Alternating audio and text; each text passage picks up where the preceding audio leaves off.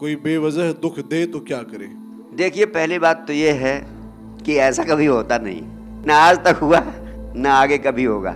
ये बात दूसरी है कि आपकी समझ में नहीं आ रहा होगा कि आपने कुछ किया है, लेकिन गौर से देखें तो पाएंगे कि आज नहीं तो कभी ना कभी कुछ ना कुछ तो किया ही होगा। गौर से देखेंगे तो आपकी समझ में बात आ जाएगी कि जो आप कह रहे हैं वो बात सही नहीं है, कुछ ना कुछ किया होगा आपने, लेकिन आपको दिखाई नहीं पड़ रहा है, क्योंकि इससे देखने के लिए, इसे समझने के लिए एक गहरी अंतर्दृष्टि की जरूरत होती है। बिना कारण के तो कुछ होता ही नहीं। विज्ञान कहता है if there is no cause there can be no effect at all. लेकिन चलो मान लिया कि आपकी बात सही है, फिर भी मान लिया, तो आप मुझसे पूछेंगे कि क्या करना चाहिए, तो आप जानते हैं मैं साक्षी हूँ। मैं तो आपसे यही कहना चाहता हूँ, एक महामंत्र आपको देना चाहता हूँ। आप शुद्ध साक्षी हो जाइए, कुछ ना करिए, सिर्फ देखते रहिए, और देखते देखते एक दिन पाएंगे कि वो थक गया और वो जो अप्रीतिकर कार्य कर रहा था उसका कार्य करना समाप्त हो गया।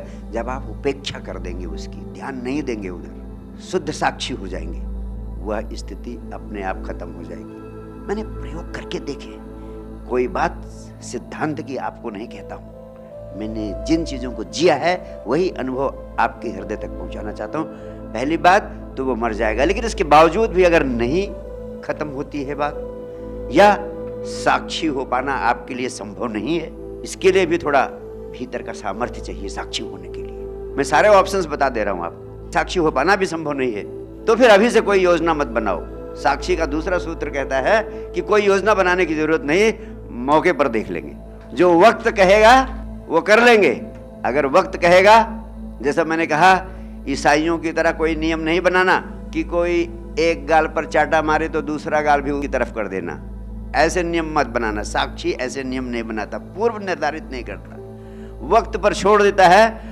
वक्त की मांग जो कहेगी, परिस्थितियां उस समय जो कहेंगी, अगर परिस्थितियां कहती हैं इसने इस गाल पर चाटा मारा है और दूसरा भी इधर कर देना चाहिए तो दूसरा कर देना, लेकिन वक्त कहता है कि नहीं, इसने मेरे इस गाल पर चाटा मारा है, और वक्त कहता है तो उसके दूसरे गाल पर और जोरदार चाटा मार देना। और अगर वक्त कहता है कि इतना ही बहुत नहीं है तो उसके दूसरे गाल पर उससे भी ज्यादा जोरदार चाटा मार देना। ये तो वक्त तय करेगा, वक्त पर छोड़ दो।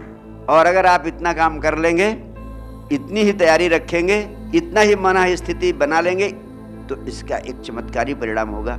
आप जानते हैं कि आपको क्या करना है, आप टेंशन फ्री हो जाएंगे, और आप टेंशन फ्री हो जाएंगे तो ये समस्या अपने आप समाप्त हो जाएगी, आपको कुछ करना ही नहीं पड़ेगा। बहुत बहुत प्यार, बहुत बहुत आशीर्वाद। Thank you.